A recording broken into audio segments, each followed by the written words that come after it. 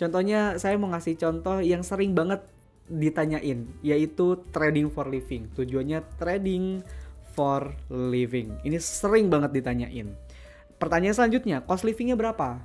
Oke, misalnya kita asumsikan cost living saya ini adalah 16 juta per bulan. Modal yang pengen digunakan dalam trading adanya berapa? Oh, ternyata saya cuma punya $100 mas. Dari sini aja teman-teman kira-kira udah kebayang nggak? Ini masuk akal atau enggak sih sebetulnya? Ini udah sangat nggak masuk akal. Yang masuk akal seperti apa? Berarti kalau misalnya teman-teman ada keinginan, contohnya mas saya cost livingnya 16 juta. Sebetulnya modal saya tuh yang ideal itu berapa sih? Kan gitu ya. Halo teman-teman trader, balik lagi di channel NFC Forex TV. Bareng sama saya Arya, saya adalah forex trader dan juga salah satu mentor di komunitas NFC. Dan di dalam kesempatan video ini saya mau ngejawabin pertanyaan-pertanyaan yang sering ditanyain sama teman-teman trader pemula. Atau mungkin teman-teman yang baru mau masuk ke dalam industri forex. Kira-kira pertanyaannya kayak gini, Mas, sebetulnya deposit yang ideal untuk akun trading itu berapa sih? Nah, jawabannya ini nggak bisa digeneralisasikan. Apakah harus $100 ataukah mungkin $300 atau mungkin $1.000 atau mungkin $5.000? Apakah atau berapa mas kira-kira deposit yang ideal itu? Nah, ada beberapa aspek teman-teman yang perlu kita perhatikan sebetulnya. Kita ini trading kebutuhannya untuk apa? Kita ini trading tujuannya untuk apa, dan ketika kita trading ini mau profil resiko akunnya ini mau seperti apa. Ketika kita sudah mengetahui ketiga hal tersebut, kita baru tahu nantinya angka deposit yang ideal yang bisa kita gunakan untuk akun tradingan kita. Jadi di dalam video ini kita akan ngebahas faktor-faktor yang perlu teman-teman pertimbangkan sebelum teman-teman memasukkan uang teman-teman ke dalam akun trading. So, pastiin untuk nonton video ini sampai akhir biar dapetin manfaat yang maksimal. Kita langsung bahas materi aja. Oke teman-teman, kita udah masuk ke dalam trading view dan kita akan bahas deposit berapa sih sebetulnya yang ideal. Ini kalau ngobrolin tentang ideal, ini sebetulnya nggak bisa digeneralisasikan. Apakah $300 ideal, $500 ideal, atau mungkin harus $1.000 baru dikatakan ideal. Ideal bagi saya belum tentu ideal juga bagi teman-teman dan begitu juga sebaliknya. Makanya ada beberapa faktor yang perlu kita bisa jawab terlebih dahulu. Yang pertama tadi ya, kebutuhan kita trading ini untuk apa? Tujuannya kita untuk apa? Kemudian resiko yang mau kita terapkan di akun trading kita ini bagaimana sih gitu. Kemudian strategi seperti apa yang akan kita gunakan atau terapkan di akun trading kita gitu. Ketika teman-teman udah menjawab beberapa faktor tersebut, nanti kan turunnya misalnya kayak gini. Saya pengen investasi atau ini trading jangka pendek. Kemudian saya pengen high return. Dengan jangka waktu yang pendek saya pengen dapat profit yang gede, berarti resikonya juga gede kan gitu ya. Ketika dengan apa yang saya pengen, tujuan saya dengan modal 100, ini teman-teman kan bisa pertimbangkan ketika dengan resiko tersebut dengan modal 100 ini rawan MC apa enggak. Kalau misalnya dirasa ini kayaknya rawan MC deh,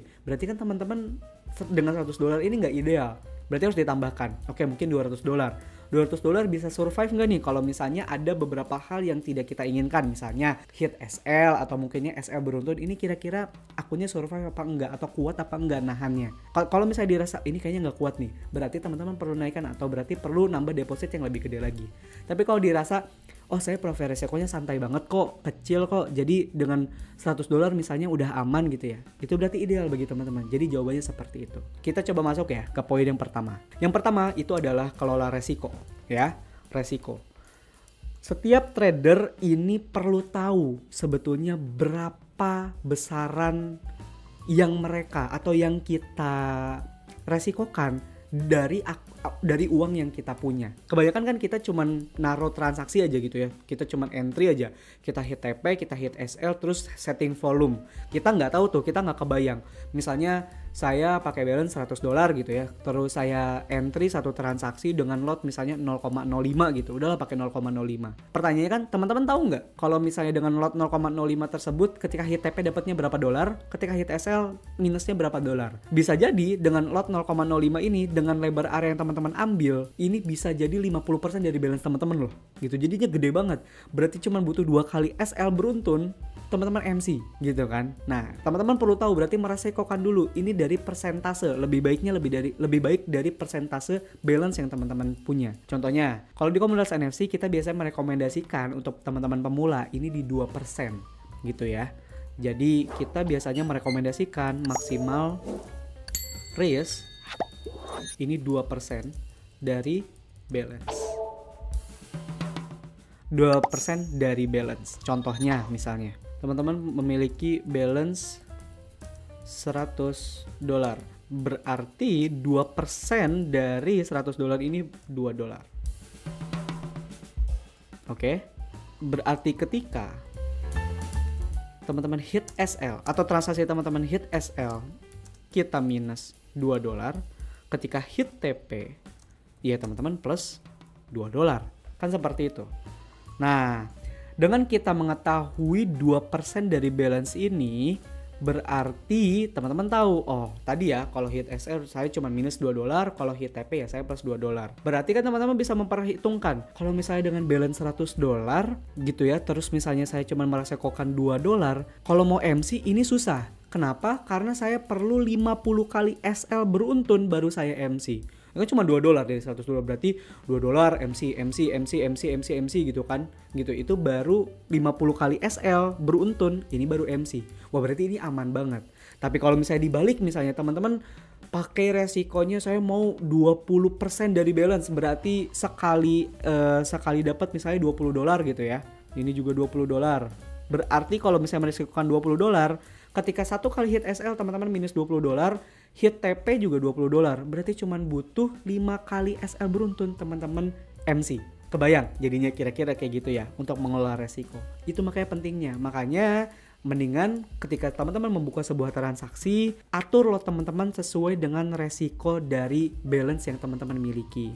Kalau di komunitas NFC ada tuh toolsnya, namanya Dwian Anggara Trading Assistant. Teman-teman bisa gunakan tool tersebut ya untuk mengelola resikonya. Jadi teman-teman cukup input aja mau berapa persen transaksinya. Contohnya kayak misalnya kayak gini. Kita coba charting ya di NZD USD misalnya. Saya mau entry di sini, kita mau entry di sini berarti kita pasang dulu TP sama SL-nya gitu ya. Kita masukin di sini. Oke, ini udah tahu nih titik entry-nya di sini, TP-nya di sini dan SL-nya di sini. Kalau misalnya kita misalnya entry aja gitu kan, oh mau pakai lot 0,05 misalnya tadi. Oh ternyata 0,05 dari $100 ini dengan lebar area sekian, ini ternyata resikonya $30. Jadi kalau misalnya saya hit SL, saya minus $30, kalau hit TP ya dapatnya $30. Ternyata kegedean gitu. Ini jadi gede banget, jadinya nggak asik gitu kan. Oh ini cepet banget MC.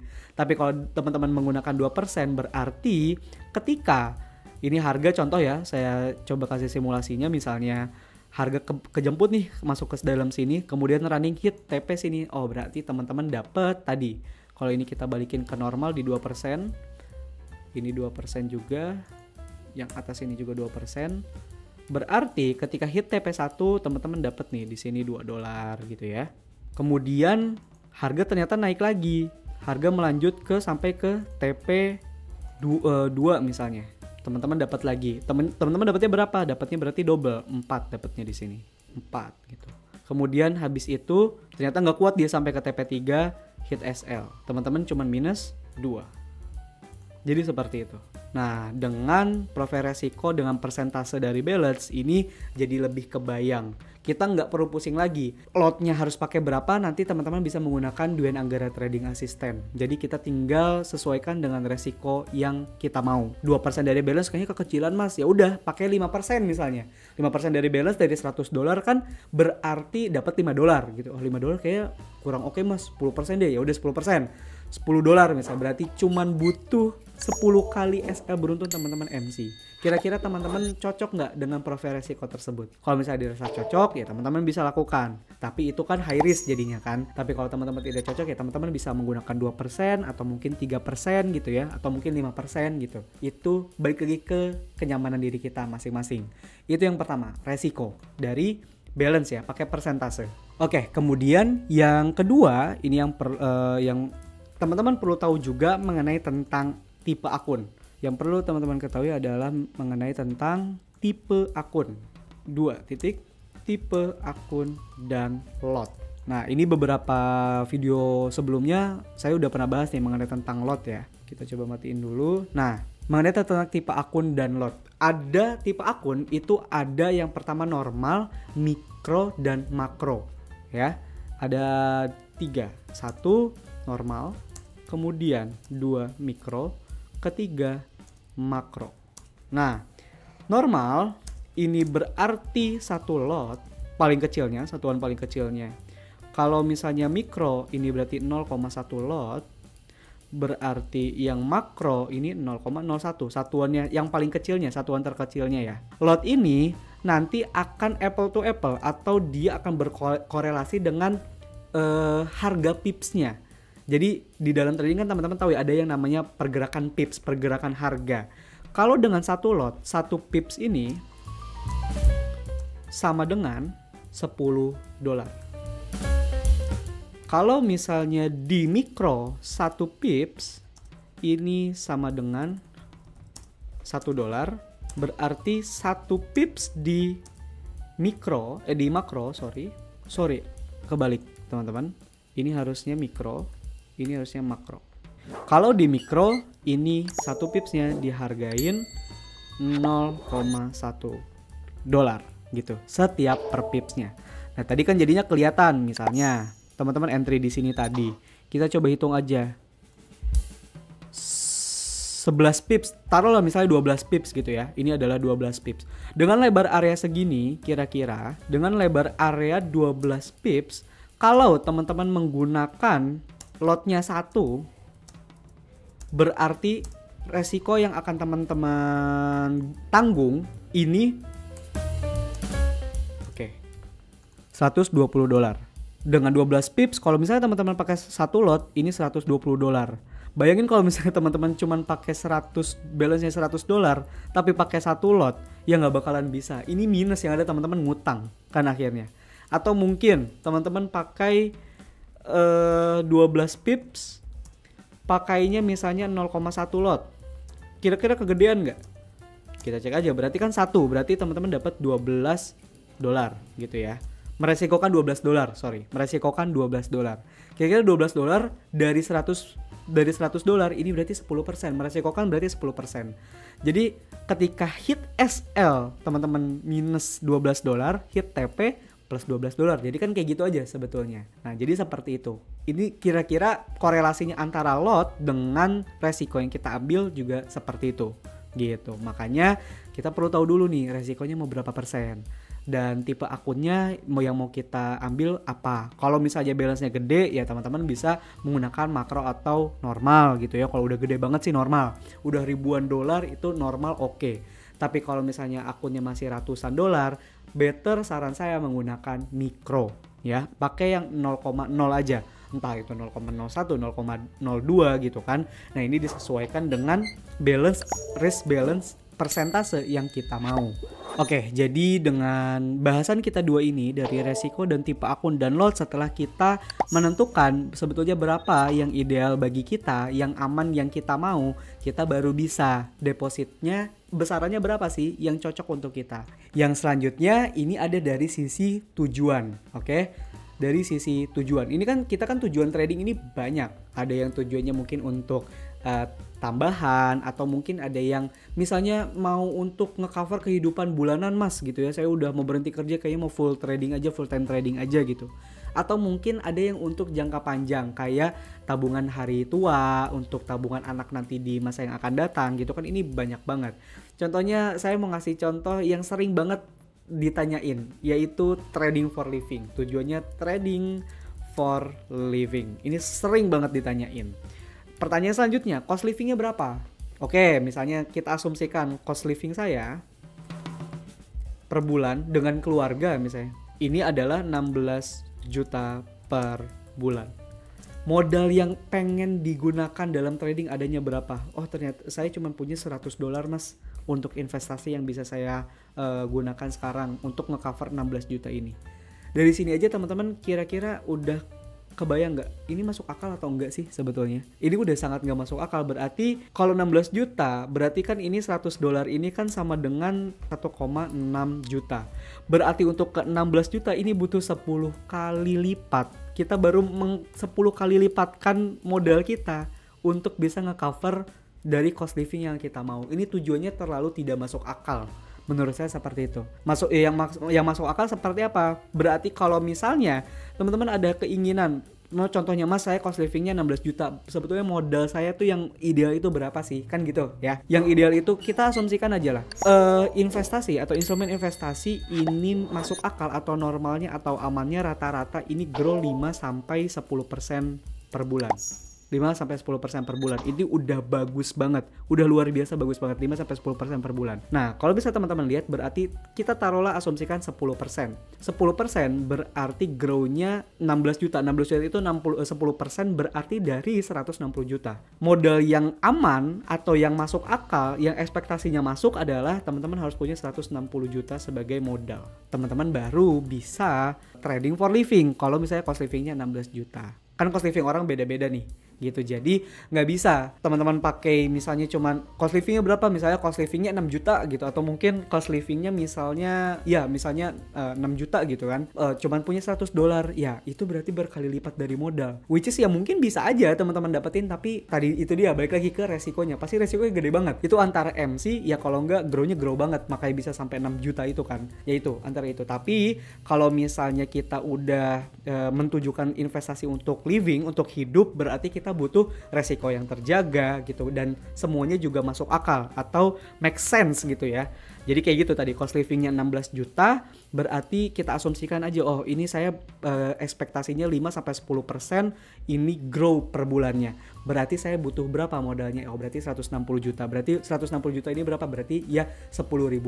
Nah itu modal yang saya butuhkan untuk mengcover cost living saya gitu kira-kira. Nah teman-teman, tadi kita udah bahas gimana sebetulnya cara nentuin deposit yang ideal buat akun kita. Tadi ya, teman-teman bisa ngelihat dari profile risk-nya. Teman-teman bisa adjust di sana. Kira-kira saya harus menggunakan berapa persen sih per transaksi risknya yang aman dengan balance yang misalnya saya gunakan. Jadi teman-teman nggak perlu maksain, wah saya harus nabung dulu misalnya sampai $500 gitu ya, baru ini dikatakan ideal, juga enggak. Bisa aja teman-teman dengan balance $100 yang teman-teman punya misalnya, dengan resiko ya teman-teman cuma ngambil maksimal 2% per transaksinya, oh ini aman nih gitu ya. Kita udah gambarkan berarti butuh 50 kali SA beruntun kalau misalnya MC. Wah ini kayaknya di taraf yang aman gitu. Nah teman-teman bisa mulai dipertimbangkan ke arah sananya. Jadi sebetulnya nggak perlu deposit yang gede-gede dulu, apalagi buat teman-teman yang masih pemula, yang masih awal. Ini kan masih di dalam tahap pembelajaran gitu. Jadi teman-teman bisa gunakan dari deposit yang nyaman dulu aja gitu. Yang penting kita adjust sebetulnya dari resiko yang akan kita gunakan gitu. Nah selanjutnya tadi juga ya, tipe akun teman-teman bisa pilih dari yang terkecil dulu aja, dari mikro gitu, dan dengan lot yang paling kecil gitu. Selanjutnya juga di adjust tuh dari tujuan. Nah jadi biar nggak salah kaprah nih kan tadi, teman-teman tujuannya untuk trading apa? Apakah cost living, untuk living cost, atau mungkin teman-teman untuk tujuan jangka panjang, untuk mungkin di hari tua nanti. Berarti kan kalau misalnya di hari tua nanti ya teman-teman bisa ngegulung atau mungkin bisa compounding dengan balance yang kecil, teman-teman compounding nanti juga akan jadi gede gitu kan. Tapi beda ceritanya kalau misalnya teman-teman mau cost living atau mungkin untuk hidup bulanan, ya teman-teman perlu start dari modal yang gede banget, karena investasi yang yang ideal gitu ya, itu punya grow-nya ya mungkin ya rata-rata 5-10%, atau mungkin ada ya yang 15 atau mungkin sampai 20%.